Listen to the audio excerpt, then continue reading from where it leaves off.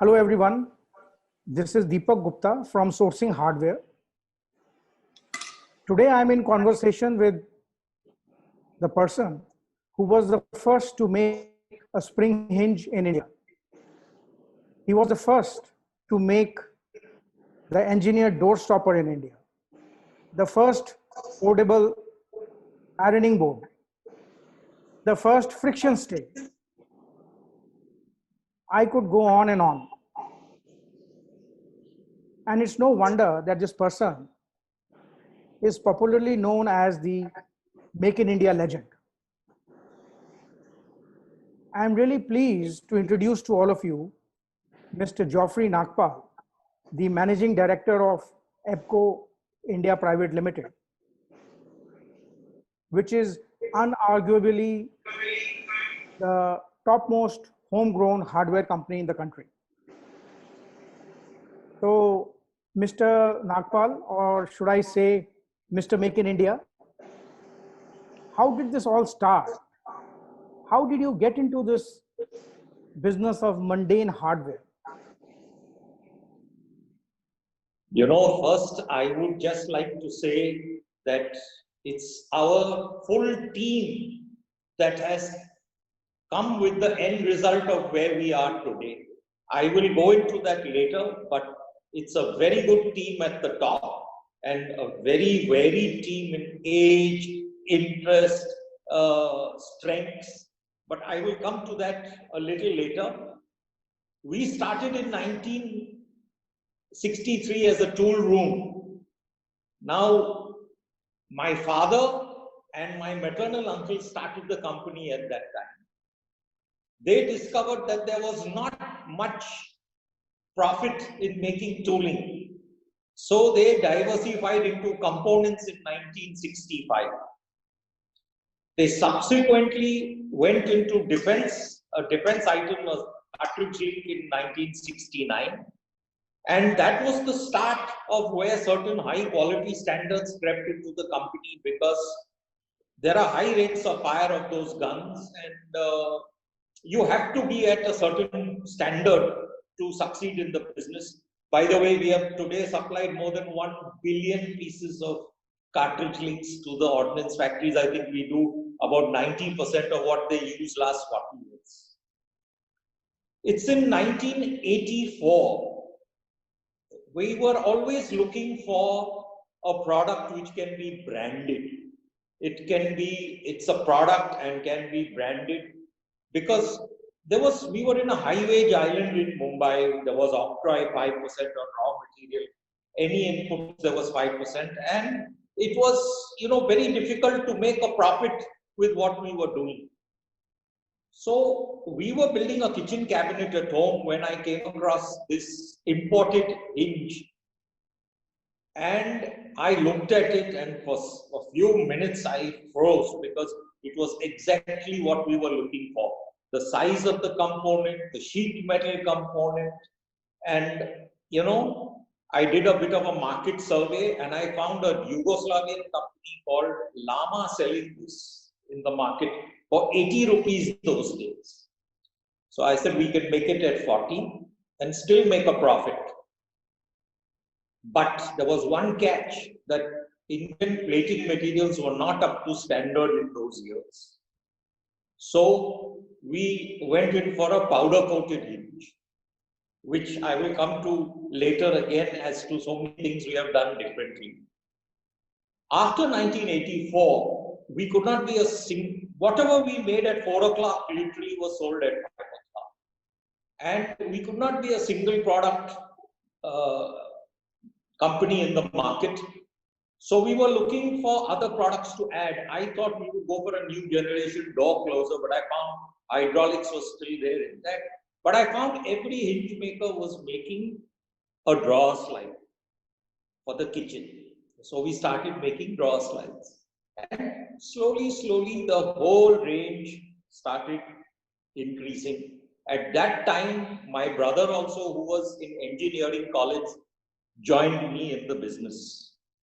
So he started taking over the technical side of the business, including the tool room development, which was a very key side to everything. We expanded in our first plant out in Palghar in 1988. But we had a lot of infrastructure problems, which is why the second plant came 10 years later and not 3 or 4 years later. It came 10 years later. Subsequent to the Palghar plant, we moved our Sakinaka plant, which had a lot of troubles of flooding and space and everything, to Vasai, where we have a very beautiful plant now, and we are very happy with it. So this has been a constant sort of evolution and improvement and change, putting up plants, shifting, and till we have capacities to handle what we are doing today. This has been quite an eventful journey, the origins, so to say. Yes. But going forward, what else did you continue to do differently or out of the box that has made EBCO what it is today? Any other milestones you want to recount? We always tried to do something with our own thought. When plating was poor in India, we went for a powder coated hinge. Nobody in the world made a powder coated hinge. We had a powder coated hinge which was selling well for years. Then we created a distribution network of our own. In those days, most hardware companies would get hold of 1-2 guys in Lower Chawl, give them 3 or 5%, and get them to sell their material all over. We started creating distributors in every major state of India so that top 50 cities of the country would be serviced by these distributors. Today, this distribution system is quite unique to us. If you notice, our competitors don't have distributors, and very few people in this business do. Yes, there are pluses and minuses where you have to motivate them, keep them, monitor them, but they are basically an extension of your own business. And I'm very happy to see that many second generation have joined this business, which I find all the second generation are even doing better than their fathers. So this is like a very plus point for us. Then we started with an office in the suburbs. Those days, nobody had a hardware office in the suburbs. Today, we are noticing other big companies are taking offices within half kilometer, 1 kilometer of us. Okay. All our plants also have got very good sustainable initiatives. For instance, our Vasai plant has got rainwater harvesting for 5 lakh liters, which we manage through the year. We are self-sufficient in water from rainwater harvesting. We have now on every plant put up solar energy. There are gardens with a lot of, I think I sent you today's World Environment Day. I sent you a write-up on what we are doing. And all our stuff is composted. We have compost bins. So rainwater harvesting, composting, effluent treatment, e-waste, it's quite self-sufficient in what we are doing. And it gives us a lot of, satisfaction that we have gone down this line. And the last but most important thing that I think we do quite differently is we base all our dealings on trust and ethical behavior. Now, this is not only with our customers, our vendors, anybody we come across. See, the dealer also has to trust the brand.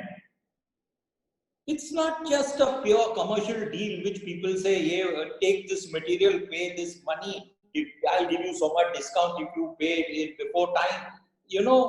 It's not like that. We want a long-term relationship with dealers, and this is being part of, a family business. We don't have to show some figures and results for the year and, do some sort of price increases, price reduction, dump people with material. We don't have to do all this. We want a steady, profitable business because we reinvest most of our profits back into the business. So I would just like to read out a message that I've received from one of your partners, Shabir Chas of Tas Hardware. Yeah. And I'll quote, I have known Mr. Nagpal for the last 40 years. This is the only company in India to strive for the Make in India concept, which is also the mission of our Prime Minister's call for Atmanirbharta. This is the most ethical company I have come across with the right pricing. I know Shabir for 40 years, and there was a time I used to talk to him for advice also because he was very much in the market. In fact, he has been in the market before me. So I used to take a tip or two before him, go to Hyderabad, have a biryani with him. But you know, it's gratifying that we have maintained a relationship after so many years. And in the end, you know, as I said, trust is the most important thing. My opinion, money comes and goes. So he has a question which I'll come to later on. Yeah. But at EPCO now you have widened the scope of the company by building 3 brands instead of one. You've got Live Smart, Work Smart, and you've got EPCO. And between the 3 brands, I think you've got about 12 verticals or 12 product categories. Yes. And all of these are directed towards the home living and the work environment. So in effect, you are a lifestyle company, I would say. So in that context, how important is consumer behavior to you, to the success of your business? Consumer behavior and lifestyle. You see, we have 23 displays around the country where people can walk in, touch, and feel. We are planning to extend this to retail outlets also, the Live Smart concept to retail outlets also. We encourage, believe it or not, we encourage returns to come sometimes if you have a problem so that we examine it, goes through the quality control department. The sort of feedback is there. Cycle testing is very important for us. India, we find that, you know, the usage is a bit heavier, a bit rougher. There are maids and other people who use kitchen fittings. You have to be more rugged. So we have a very strong cycle testing laboratory where we put every lot up for cycle testing. And now it's almost become a culture. We can make out that, say, our hinges are 80,000 cycle, and you know, a cheaper hinge, which sometimes we see, we suspect it's going to be 20 to 30,000, and right enough, it's 20,000 cycle. So with this feedback, with constant, and see, after all, we have been in hardware now almost 40 years. So that evolution comes. This is to be thickened, that's to be done, this is to be. We encourage feedback. There's a separate record of every sample that comes back to us. And then it goes into the QC and what are the corrective measures to be done in this sort of thing. In India, you see, here, it's a very price sensitive market also if you want to go into a huge, like there are 20 million people being born in the country every year.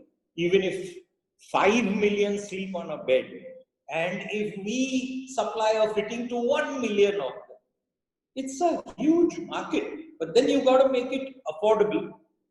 Some of our fittings, thankfully, they are a little over-engineered, but it takes care of rough and heavy use. Like we will go for certain things on a bed fitting for 6 mm.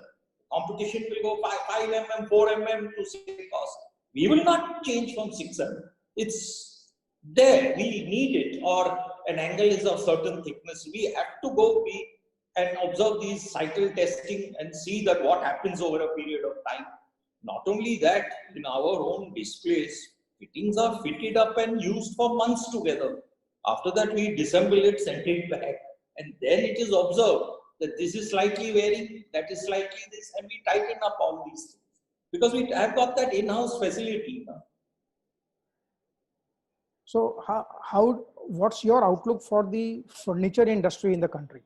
the organized and the unorganized? How are you impacted by that? See, Since they are your primary customers. there's huge potential in this country. I don't believe in becoming a jack of all trades, but if I had to start another business, it would be kitchen or bed or wardrobe. Such is the potential in this country. I have seen huge plants in North America and in Canada churning out huge amount of stuff. But in this country, there is huge potential for kitchen, bed, wardrobe makers on a large scale. But prices then have to be affordable. The design has to be such a way that it's very affordable. Imports pouring in from China, especially for furniture, is not the answer. The transport costs, container costs, everything is going to go up. And it's huge. It's a very voluminous business, this furniture. So it makes sense. The best thing to do, one of the key things to do is to make furniture in India. We have many fittings, for instance, for sofa cum bed and for the wardrobes and everything, where we find that there's not enough manufacturing capacity in this country. But we would actually, over a period of time, we have got 3,000 products. We would like to maybe shave it down to 2,000, go for bigger volumes, so that eventually you get into automation more.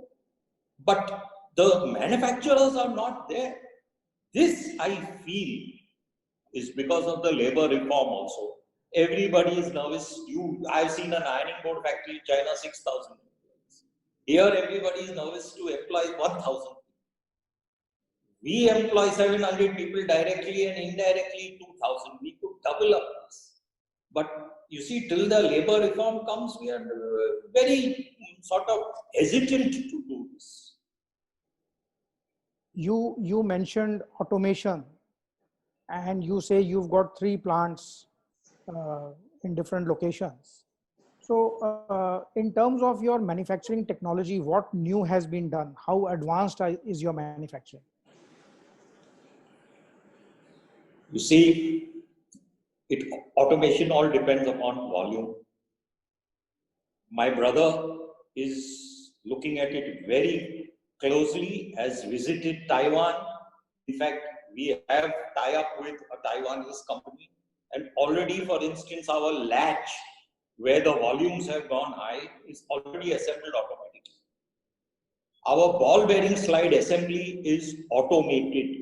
And again, not a Chinese plant, but a Taiwan plant. We are right now in a container is an automation setup for our slim magnet, where we want to glue and assemble and do everything automatically. See, the whole idea is to get the volumes up and cut the prices. That's the direction we are going. With this latest COVID problem also, employment of large numbers is again becoming a big question mark. In fact, we have been only allowed 50% at the Vasai plant. So we have to head into this direction. And fortunately, my brother is already getting the things going from, see, it requires a certain evolution also. He's already started a few years back. And we have successfully got certain things already working, paying for itself, being depreciated and successfully done.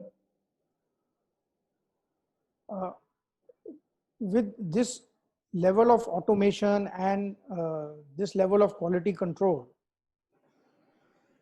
I think the primary steps towards global presence is already taken at EPCO. And you already have presence in at least 2-3 international markets, if I'm not mistaken. Could you elaborate on that, how your global presence is doing? See, first of all, we find that the Indian market is huge. The EU was made for common currency, free movement of goods, all this. We have a EU here. We have goods moving from to Guwahati and to Kashmir and to Kanyakumari. So, the Indian, every 6th person in the world is a Indian. And their life standards have to grow, beds, wardrobes, cupboards, all this sort of thing.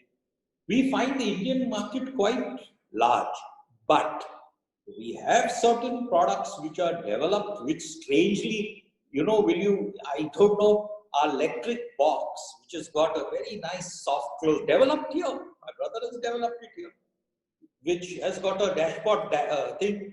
Today we are selling to Italy. It is specified by Italian Telecom. And we get these regular orders, 600 piece and 800 piece, and it goes on moving. But with the COVID, we were thinking of getting a bit into Africa. We were looking at some other couple of countries, Sri Lanka, you know. But right now with the COVID, that has to be for 2020 on a little back burner till we again stabilize our local production here, get everything sorted out. Because see, don't forget, right now industry is allowed to work only one shift.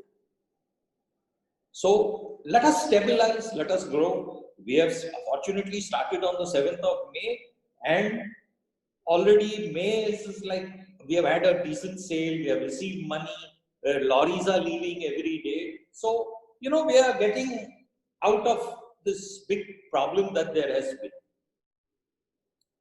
On the outset, you mentioned that you've built a very strong team at EPCO.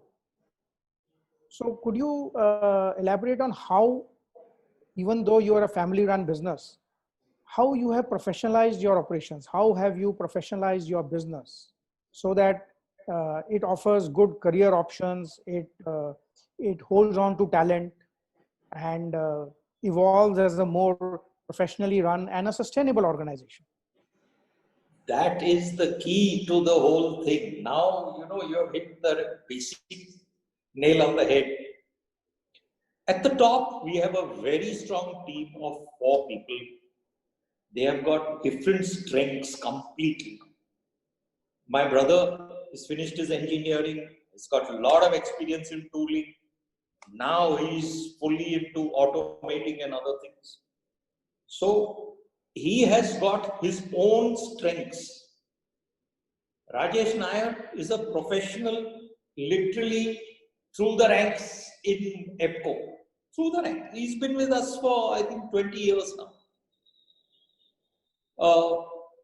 My son studied in America, came back, worked in America for a couple of years, which is, you know, everybody needs to work outside, and is back and he handles the sourcing, the digital initiatives, and all the new things. I do the planning, the policy, and the finances.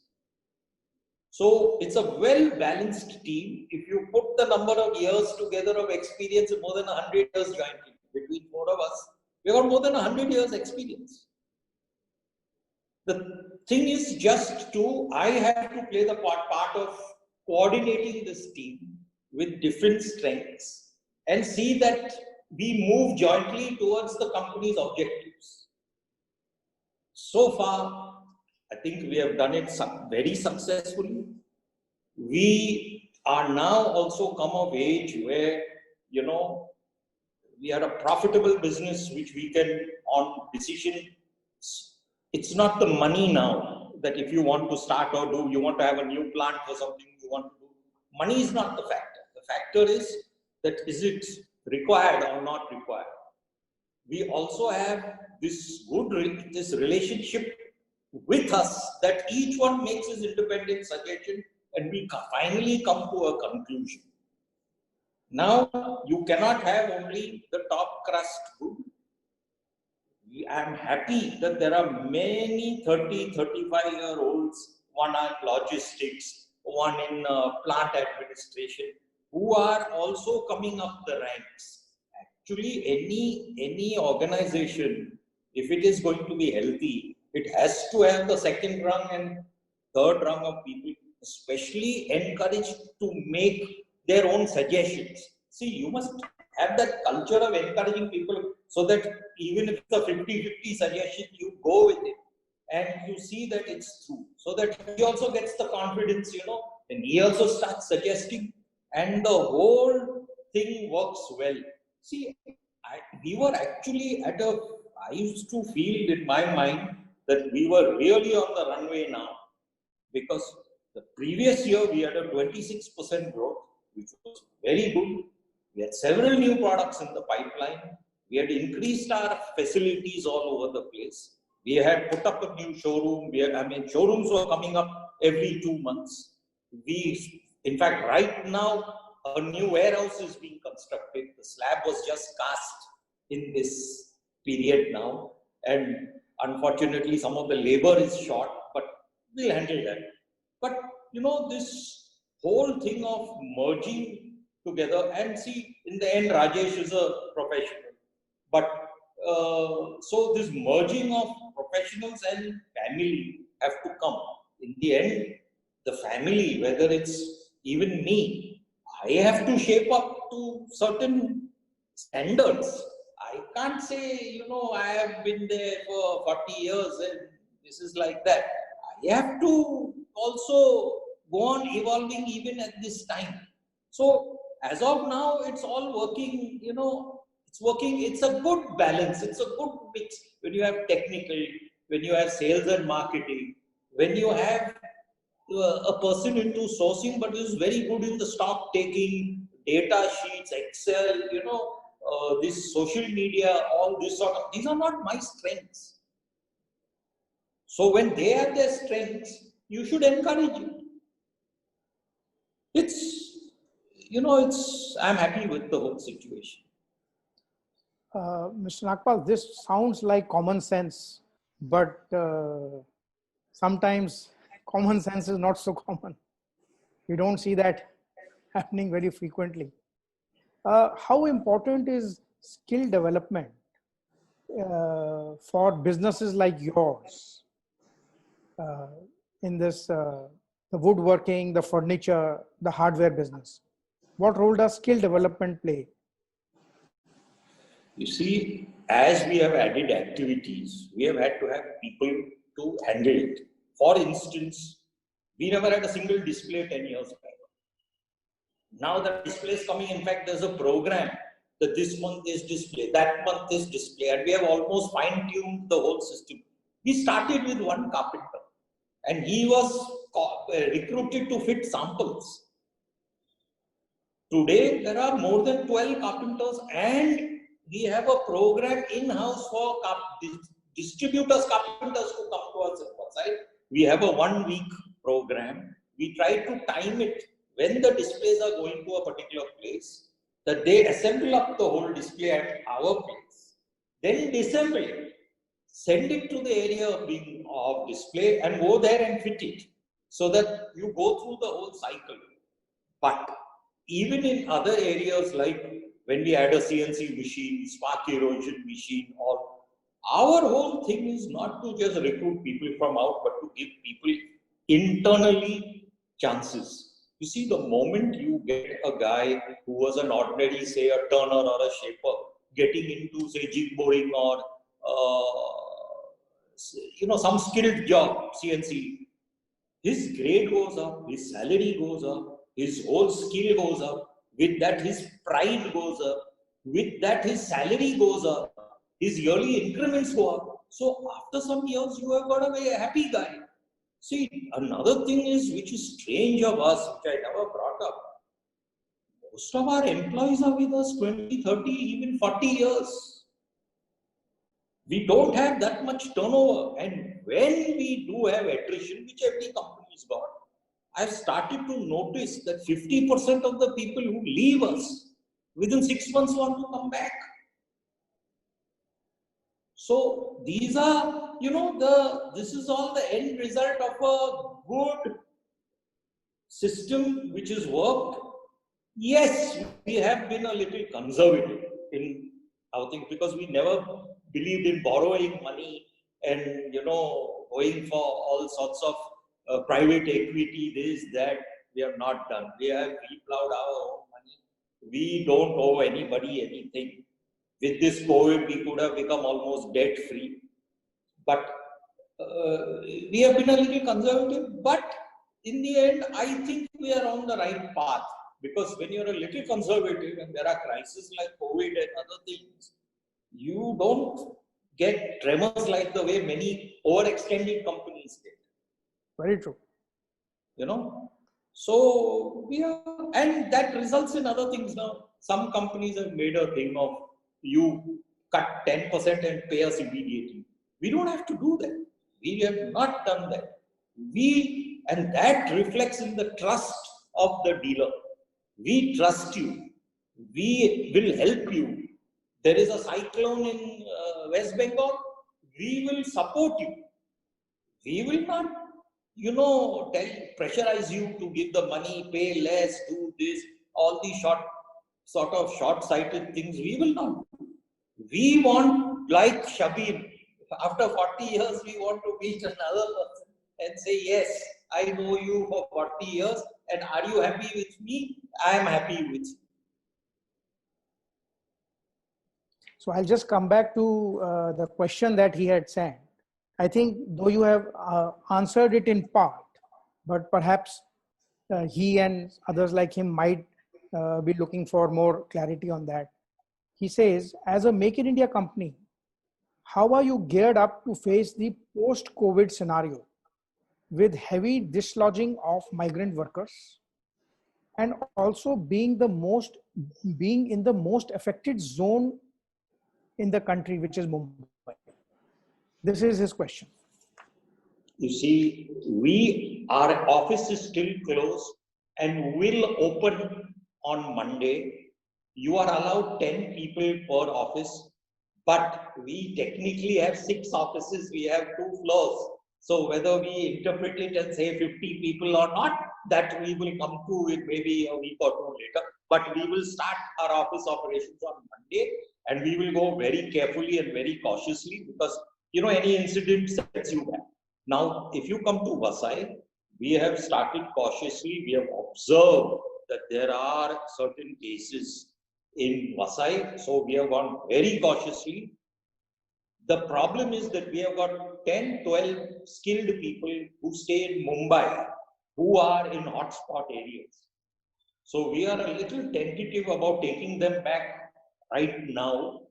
But our Vasai plant is working at a certain level. Yes, it is one shift. We are not dependent upon migrant workers at all. Most of our workers are all permanent, standard, steady workers. As they start from scratch, they will be given opportunity to do more skilled work down the line. We don't have these sort of things. So we will not be hit, but there is a small percentage of say 15, 17% between those who have gone to their gaon, those who are staying in Mumbai. Some guy went to see his sister wedding or something and he got stuck somewhere. Some guy has gone somewhere else and he's got stuck. That's as far as Vasai is concerned. As far as Palghar is concerned, we are almost now getting up to 70-75%. Fortunately for us, the demand in certain areas of the country have picked up. We are able to dispatch goods. In fact, the trouble is that we have got orders that we have to service. But I would say God has been good. God has been very kind. It's almost complaining you have no shoe till you see the guy with no legs, because how many industries have been completely finished. Look at the restaurants, look at the malls, look at the cinema halls, look at so many restaurants. They're completely finished. I am anticipating a little lull in the demand 2 months from now, because now the demand is coming to finish what projects were in hand. I am anticipating in a month or 2 you may, but for that we have got some new products in the pipeline. We also expect that some non-professional guys who are doing some imports here and there will now stay away.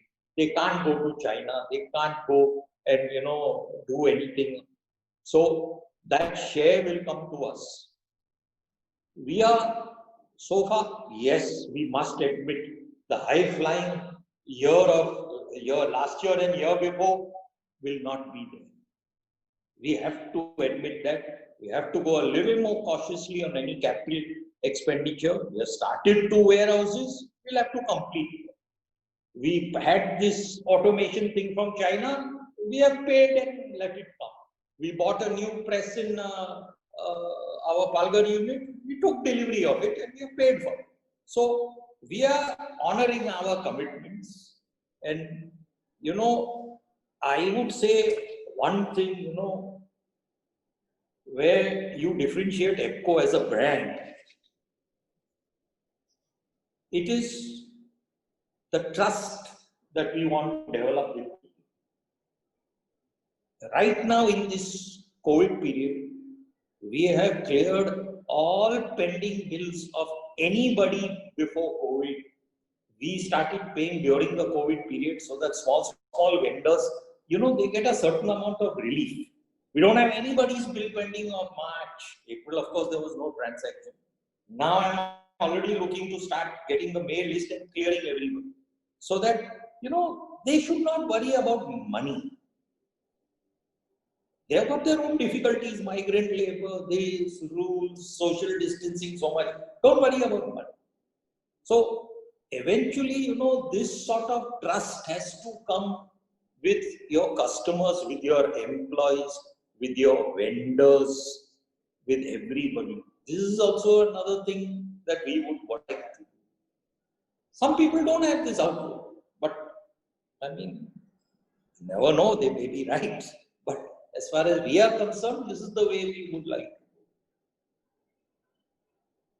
EPCO has another facet to it.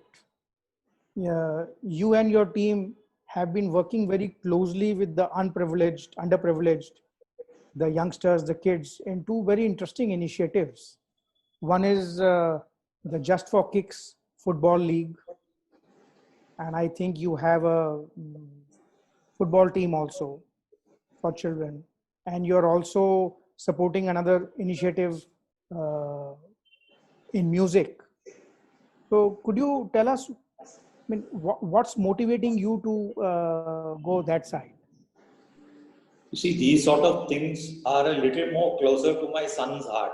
So he looks after and he promotes and he does.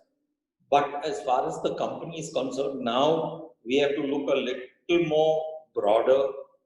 I have been thinking before COVID that in our area in Palghar, we need to put up a clinic, medical clinic for the local people, literally on a free basis, so that people at least get consultation to know which direction they need to go, whether to visit a specialist, whether nothing majorly wrong is with you, if you have to specify an X-ray, we are thinking about this, but this whole COVID business has put everything into a complete sea. We're almost gone back to square one. Now we have to sit and see that we become viable again as a business. We got to see how June sales go. And we got to crawl back. We got to see so far. We have had good record in social distancing, sanitizing, keeping, everything has been done well.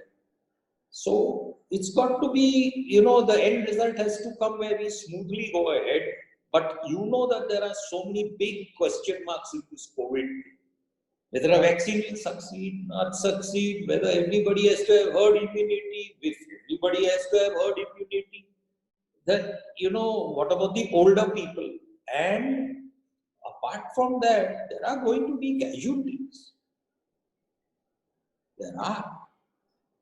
I know a few people already who have succumbed. So, we have to very carefully go through the next 3 to 6 months. Mr. Nagpal, another aspect of you are a multi-faceted personality, and you told me that you've been a racing enthusiast. You are currently the chairperson of the stewards, which manages the Royal Western India Turf Club, and you've also been breeding horses. So in the end, I am compelled to ask you one question from my little knowledge of horses and all, that do you think, like a punter who places his bets very carefully, or do you think like a jockey who wills his horse to break all limits? Who are you? See, I have been racing from the time of my father. My father used to own horses. There is no feeling over a period of months when you have a good horse that wins 5, 6 races in a row and is almost a champion horse. And I've had 5 or 6 of these. Unfortunately, the last one has been almost 7 or 8 years ago. The last few years have been big. But as far as racing is concerned, see, I don't bet on horses. I love the game. I have had good horses over a period of years. I've had some very good horses. But for me, it's a hobby and a pastime. I would say I leave my foolishness of life on the race course because it's not a money-making thing. It costs you quite a lot to maintain this whole thing. So no person only using his financial plan would do something like this. But it gives me a certain amount of satisfaction. It gives me a different. I get to meet so many people. I get to meet. In fact, on our same board, you have Poonawalla of the Serum Institute. And, there's so many people that I meet down the line, and it's a good mental cutoff for me. Well, thank you, Mr. Nagpal. Thank you for such a frank and anecdotal conversation. I'm sure that all our listeners have enjoyed listening to you and getting to know more about EPCO. I wish you good health and hope that businesses recover fast and we see more growth at EPCO. Thanks, Deepak. Thank you for having me. Thank you. Bye-bye. Have a good day.